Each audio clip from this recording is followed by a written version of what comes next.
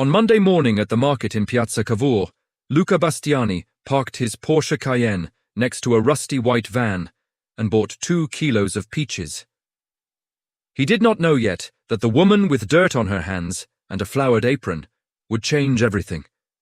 He did not know that she owned more acres of land than his entire investment network could count.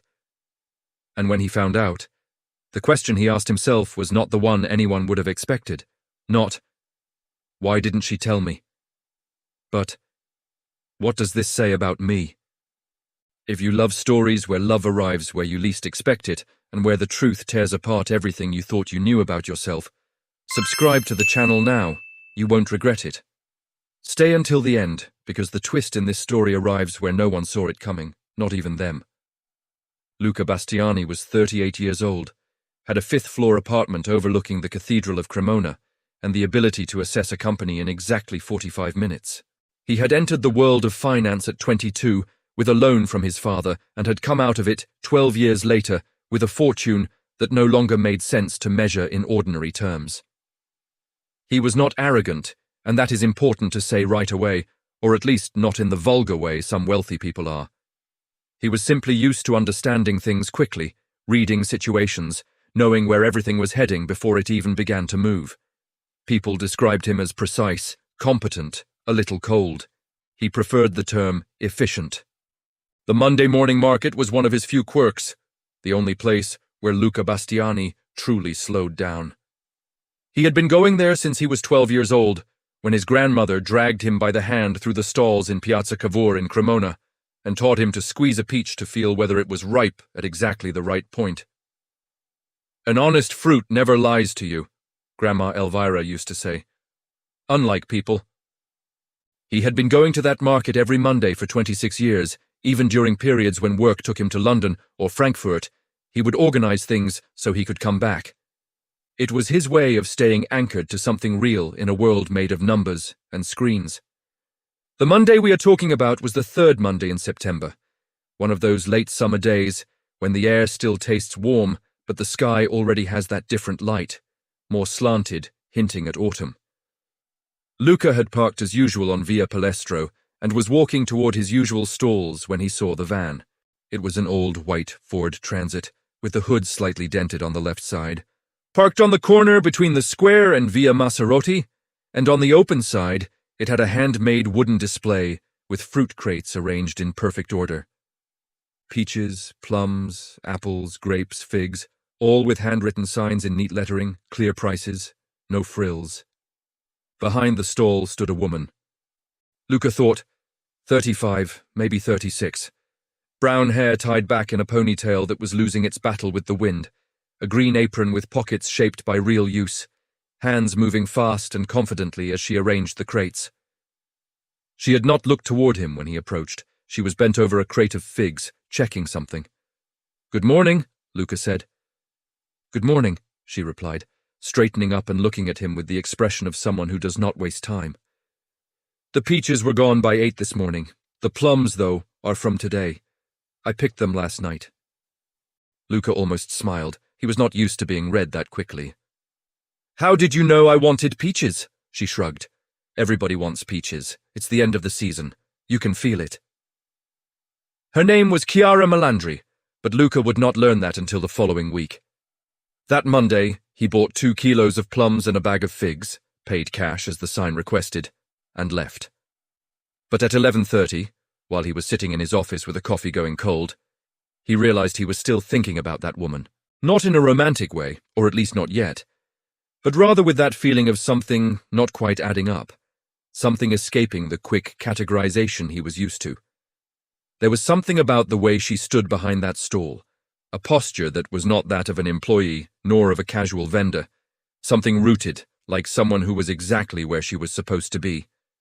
The following Monday he returned with the intention, admitted only to himself, of understanding that feeling. "The peaches?" she asked, as soon as she saw him approaching. "One last crate came in," she replied with something that resembled a smile without fully becoming one. Her name was Chiara, she told him when he asked, with the simplicity of someone who never adds more than what is asked. She had a farm, she said, in Castelverde, about 12 miles from Cremona. Big? Luca asked. Big enough? She answered. Luca would learn much later what big enough meant for Chiara Melandri. For the next 3 Mondays, Luca returned to the van under the excuse of fruit, and with the unspoken goal of understanding who this woman was, a woman who answered questions with the exact precision of someone who gives only what is requested, never more. He discovered that she drank coffee without sugar, that she found conversations about prices useless because the prices are written down, you just have to read, that she had a 10-year-old daughter named Gaia who sometimes appeared behind the van with a book in her hand, and that she laughed rarely, but when she did, the sound seemed as genuine as the fruit she sold. No additives. One morning, he noticed that the apples carried a small label that said Melandri on it. But he thought it was the supplier's name, not hers, not the name of a company that in the agricultural sector around Cremona carried a weight that Luca, despite knowing every economic player in the area, had never connected to that dented white van and that green apron. He saw her deal with suppliers who came by the van, with restaurant buyers stopping to place orders, with fellow market sellers who came to ask her advice on things that sounded technical, always with the same exact measure, polite, direct, never a word more than necessary. Once he had seen a man in a jacket and tie stop by the van while she was still unloading crates at 6 in the morning, and he heard him talk about numbers, contracts, deadlines, and Chiara listened, answered with 3 sentences, and the man left looking like he had gotten exactly what he needed. Luca did not understand the dynamic of that scene until much later. By the 5th Monday, Luca asked if he could invite her for coffee. Chiara looked at him for a moment with that same quick, evaluative expression she used with figs. "The market ends at 1, she said. "If you're still here at 1, I'll gladly have coffee." He stayed. Bar Vittoria was 200 yards from the square, one of those places with a marble counter and cups with gold rims that never change, and Chiara came in still wearing her apron because, she explained, taking it off and putting it back on was a waste of time. The bartender greeted her by name without her ordering. The coffee was already on the counter when they walked up. "Do you come here often?" Luca asked. "Every Monday for 12 years, she answered. They talked for 40 minutes at the little table by the window overlooking the square, still alive with the market. Luca tried, in his own way, to understand more, to frame her, to build a profile. He asked about her work indirectly, the way people do when they want to know something, without seeming like they want to know. Chiara answered in a direct way that was almost rude in its honesty, replying exactly to what was asked, without ever adding the context that would have revealed more. "Is it work you enjoy?" Luca asked. "It isn't work," she answered. "It's what I do." "What's the difference?" Chiara thought for a moment, rolling the spoon between her fingers. "A job is something you leave when your shift ends. What you do, you never leave behind, even when you're not there. It's always there."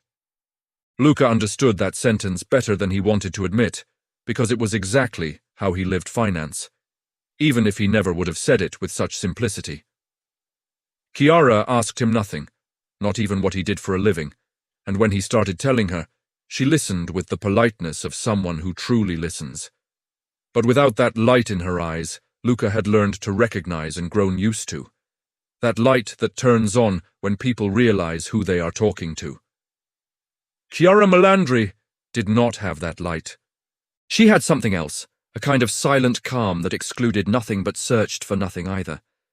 He understood that he was having coffee with someone who was not trying to please him, was not trying to impress him, was not building anything, was simply sitting there present, drinking the coffee she drank every Monday for 12 years. Over the next 2 months, they saw each other every Monday at the market, and once a week for coffee, then for dinner, then for a walk along the Po River on Sunday mornings. And Luca began to realize that he was falling in love in the strangest way it had ever happened to him, without his managing anything, without understanding where it was going, without that sense of control he had learned to consider normal in every aspect of his life. He actually knew almost nothing about her. He knew that she had a daughter, that she lived near Castelverde, that she had worked the land since she was 22, that her mother's name was Teresa, and that she lived with them, that she read historical novels and found action movies pointless. He did not know how much land she owned. He knew nothing about her father. He did not know that the Melandri name in Cremona and the surrounding province carried a very specific weight that Luca, despite knowing every economic player in the area, had never connected to that dented white van. He found out on a Tuesday morning in November, by accident, the way you always find out things that change your perspective, by not looking for them.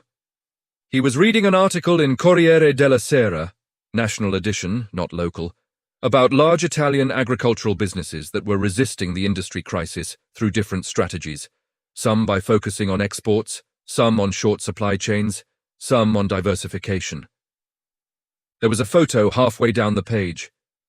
A woman standing in front of a cornfield under a grey October sky in a green field jacket, hair tied back in the usual way, with the expression of someone looking at the land with the same familiarity others reserve for their own children.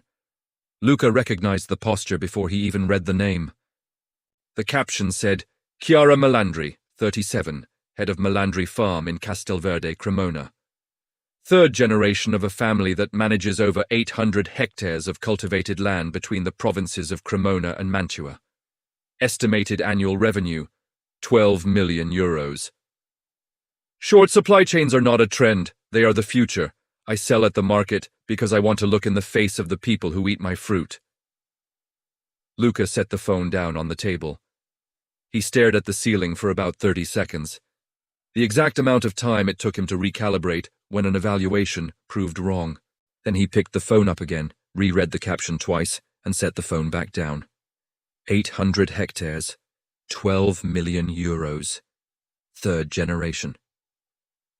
I sell at the market because I want to look in the face of the people who eat my fruit. He called his accountant, not to ask for confirmation, but to ask how he had failed to know this, and the answer was simple. The Melandri Group operated under a family holding company with a different corporate name, was intentionally discreet, did not seek visibility, paid taxes impeccably. Had never had disputes or scandals or any need to show itself.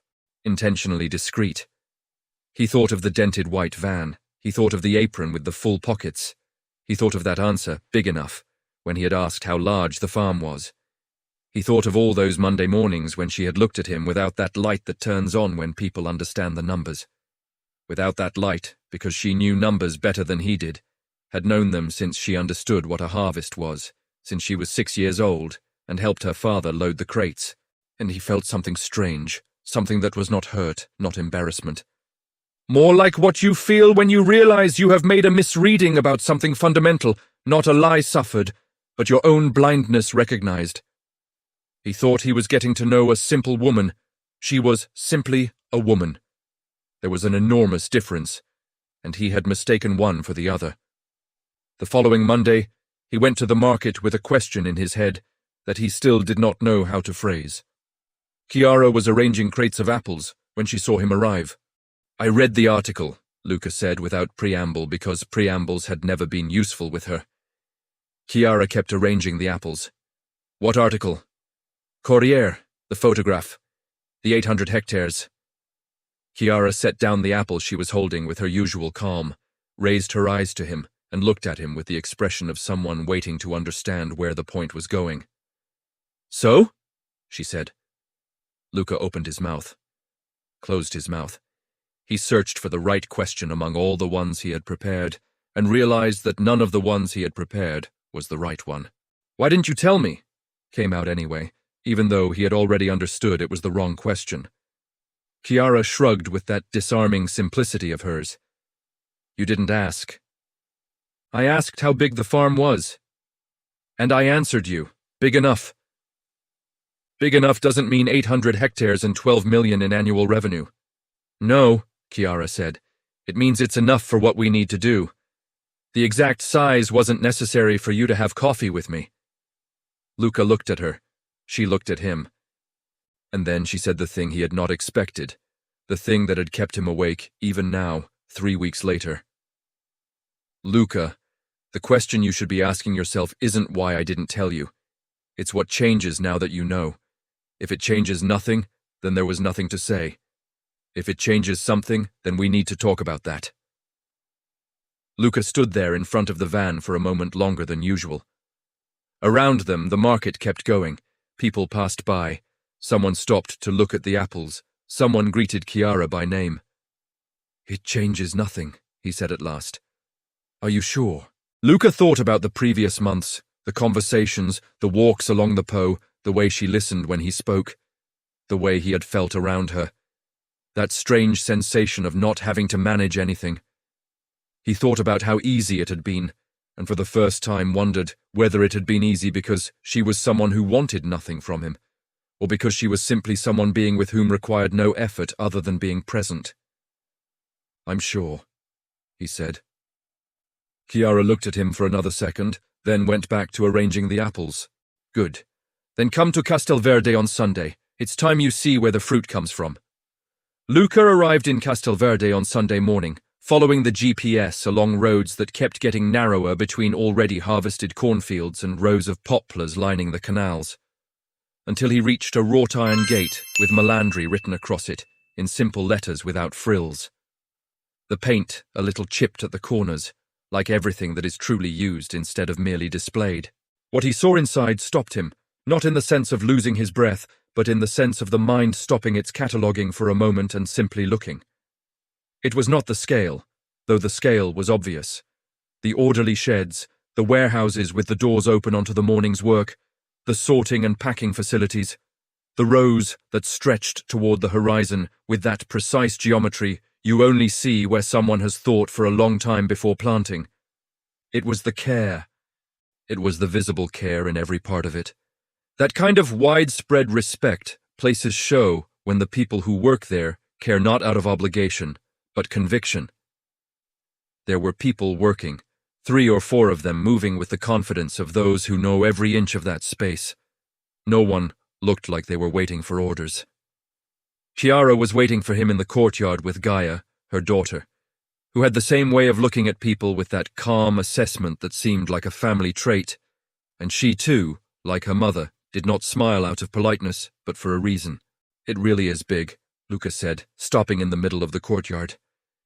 "I told you," Chiara replied, and there was nothing triumphant in her tone, only that simple confirmation of someone who had never said anything false. I said big enough, Luca thought. And at that precise moment, he realized just how dense that word was, how much trust it took to use it instead of a number, to say what was necessary instead of everything.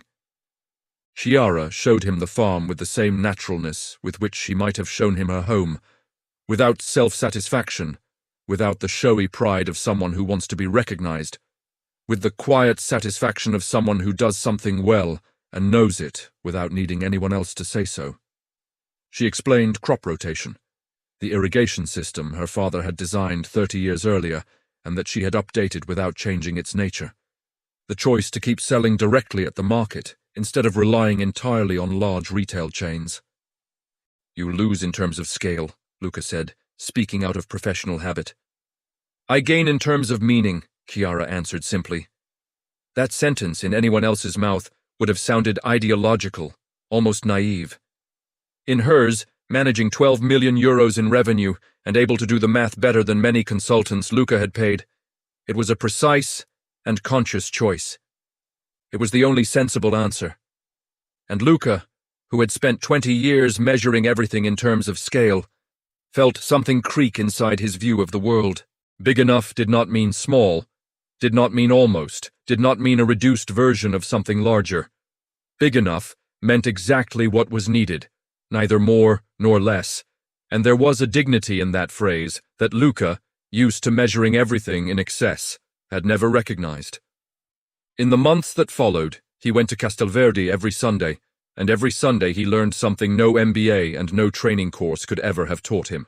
He learned that Chiara woke up at 5 because fields do not wait, and delays are paid for with the harvest, that her mother Teresa baked an apple cake every Friday evening with the second-grade apples, the ones that did not go to market but were as good as the others, and that this was the most honest principle of economics he had ever seen applied.